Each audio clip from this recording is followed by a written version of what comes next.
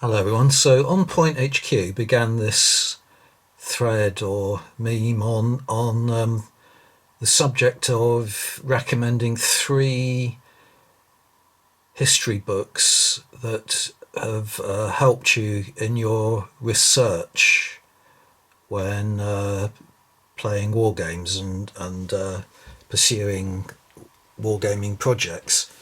And I've already contributed to that, but I said in reply to his one that I thought it would be a good idea if once that's sort of got going, we began another series on novels that have inspired your wargaming, which is something a little bit different. That, as I said in my video, history books often work well when they're written in a kind of very good narrative style, and very often novelists actually make good historians. One of the books that I put up was Len Deighton's Fighter, and Len Deighton is far better known as a novelist, as a writer of thrillers and so on, and spy stories. But his academic background, in terms of the research and his knowledge on the Battle of Britain, allowed him to combine the two and produce a very good history. But I wanted to sort of start this thread on novels that have inspired you really and sparked your imagination. I think it's more to do with that. So they can clearly kind of expand a little bit because they are fiction. They're works of the imagination, so that they can be set in a historical or even a fantasy period, and you can think, oh yeah, that would make a really good subject for a war game. So that's what I want to talk about. And a lot of people have. I was one, and a lot of people have said the same thing, and actually mentioned in their books about research more than three books. So I'm not gonna limit you to three books. If there are some that you can, if you can't, if there's some that you can't eliminate, and you really want to sort of talk about them, then by all means do. Right, so here we go then. This is the first book. This is by the author Thomas Keneally. Now, Thomas Keneally is Australian author. He is very well known, and you might not recognise his name so much, but his literature is well known. He writes on a whole variety of themes, but they often do have a historical setting. His most famous work is probably Schindler's Ark, which was scripted for the cinema and became the famed Schindler's List, starring Liam Neeson, which is it Liam Neeson or Liam Neeson, isn't it? Which you probably heard of. But he's written an awful lot of books on historical subjects. He's written one on Joan of Arc called Blood Red, Sister Rose, I think it is. He's wrote another one called Gossip from the Forest, which is a brilliant book on the what was it? I've forgotten his name. The German chap who signed the armistice, something like Erzberger, I think, who was assassinated in after the war in a forest. But it's basically about the armistice and the end of the First World War and the chaos and confusion around that. But this is the one I want to talk about. It's Confederates.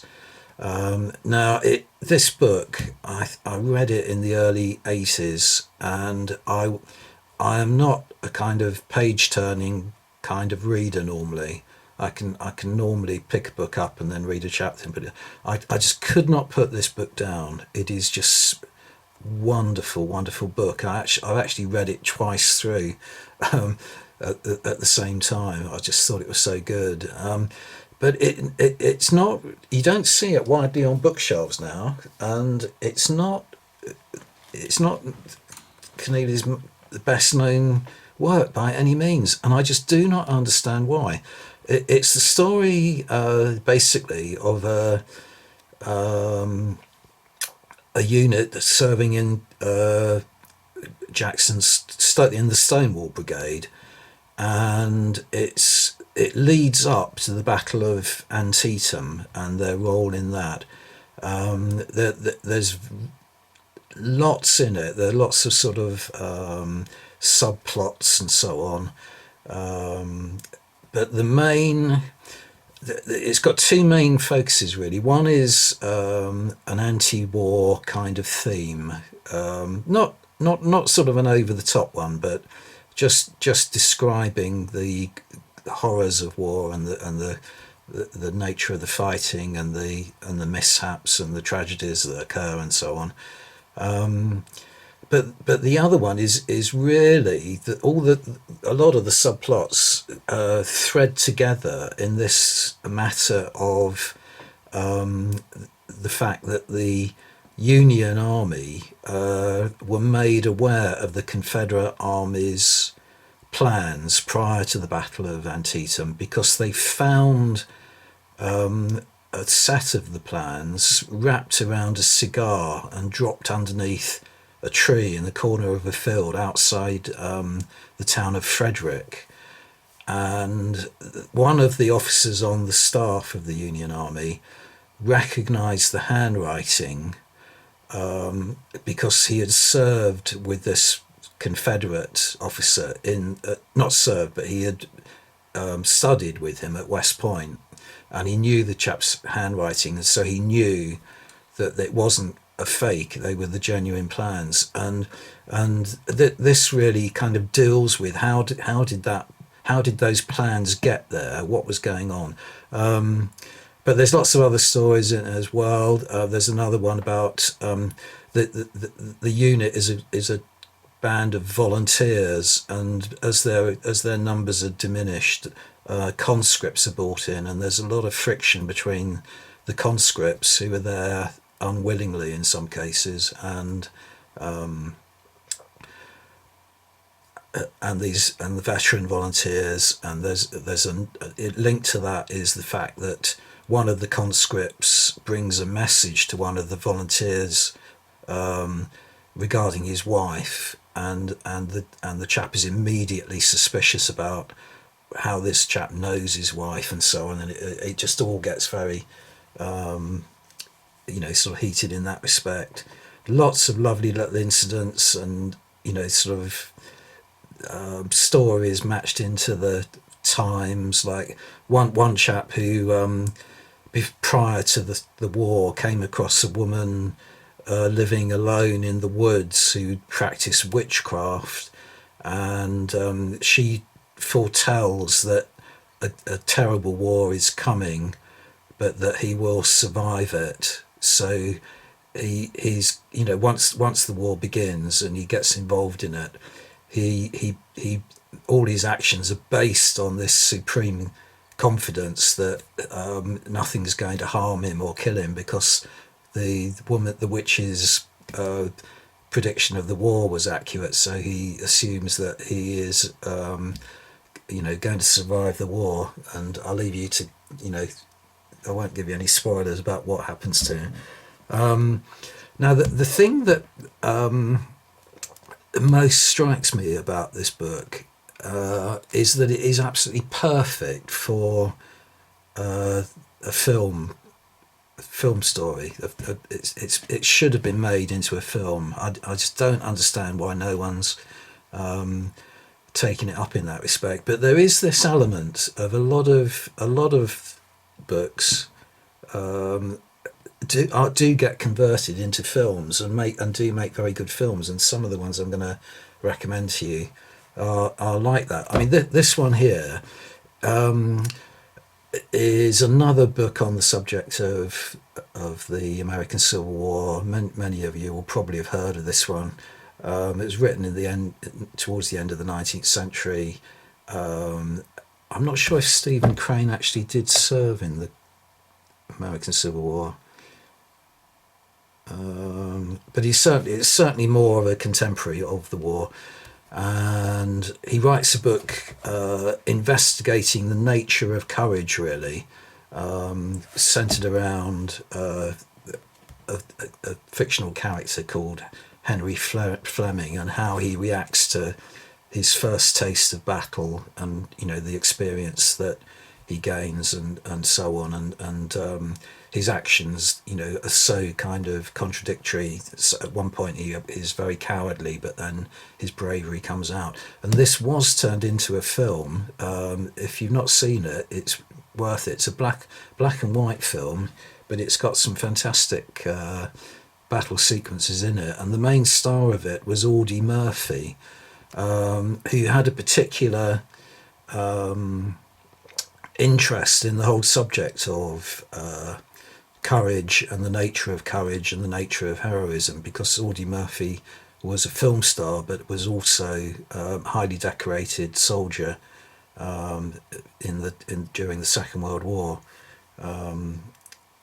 So some of you may have known that already. But anyway, that's so there are two books on the American Civil War which have strongly encouraged my taste for that period of history. I mean, I had an interest in the American Civil War long before I read these, ever since childhood. But anyway, that's another story. I mentioned Len Deighton earlier because I was saying what a great story writer he is, and he has a particular interest and an enthusiasm for the war in the air during the Second World War, and Fighter, the actual proper factual history book, it stems from his knowledge and that. But this book is pure fiction, but it's the story of a bombing raid on the Ruhr, and really worth reading. It's never been made into a film, but it reminds me a great deal of the film The Memphis Belle. Similar kind of incidents and so on in it, but this is far more gritty. There's a lot of horrific things that happen on the ground, because it doesn't just deal with the crews of the various bombers, but it deals with characters on the German side, and civilians who are left behind in Britain and so on. It really kind of builds the background to all the characters, and then halfway through the book the raid begins, and it's just packed full of incident from the middle of the book on to the end. Really worth reading. This is another book on the subject of the Second World War, and another book which has been made into a film, which some of you may be aware of, The Young Lions by Irwin Shaw. I wouldn't recommend the film, and I wouldn't recommend judging the book on the film, because the film was very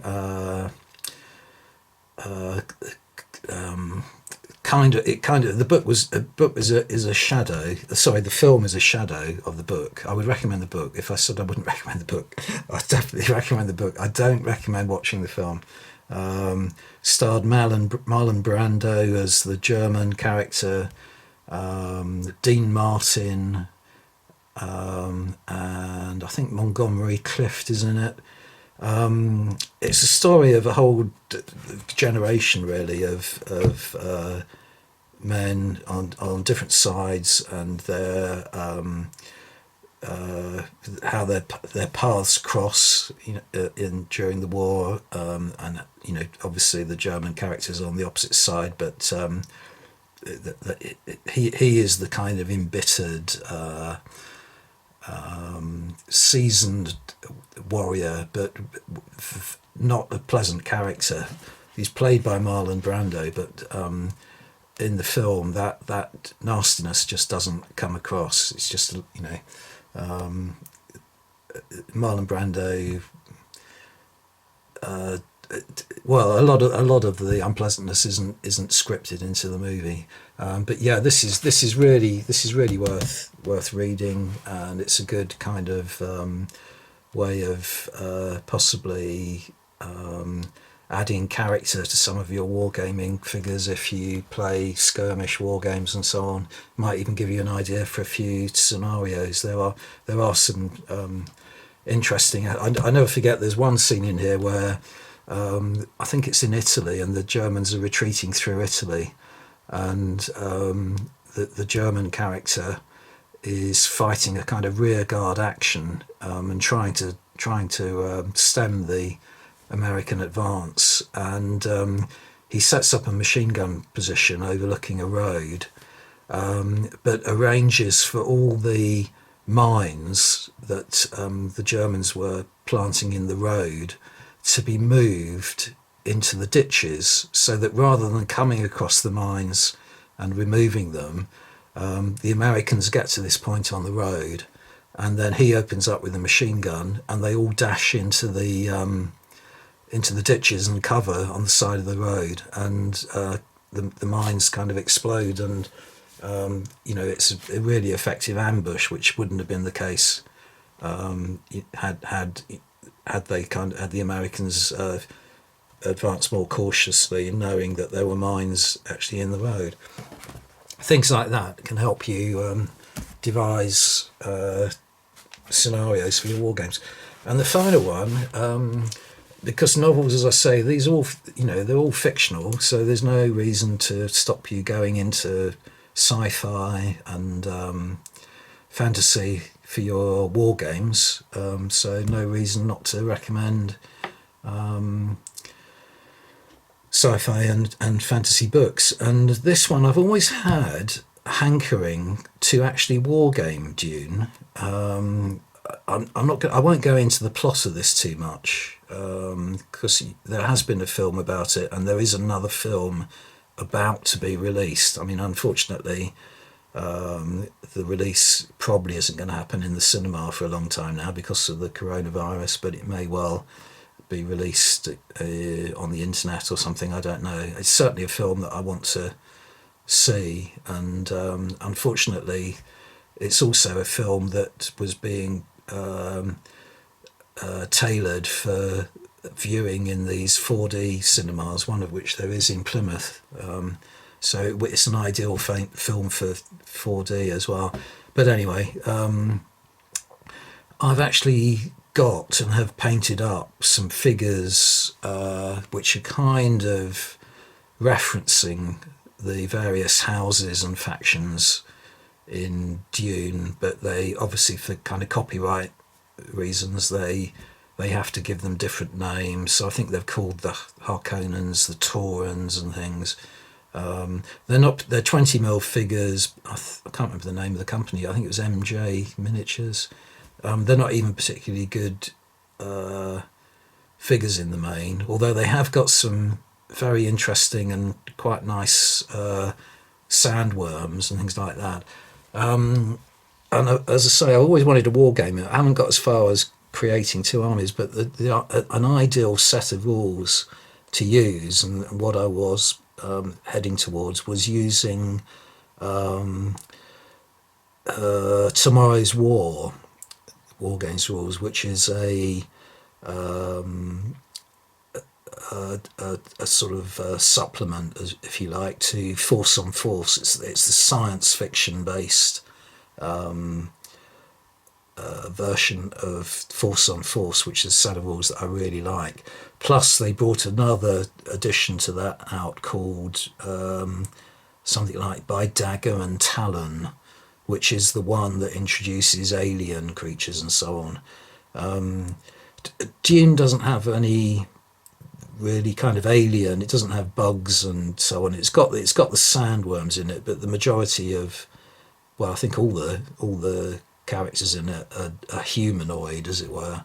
They just live and inhabit different planets and have different goals and characteristics and so on. But it's a universe that's mainly kind of populated by human species, and the storyline is very much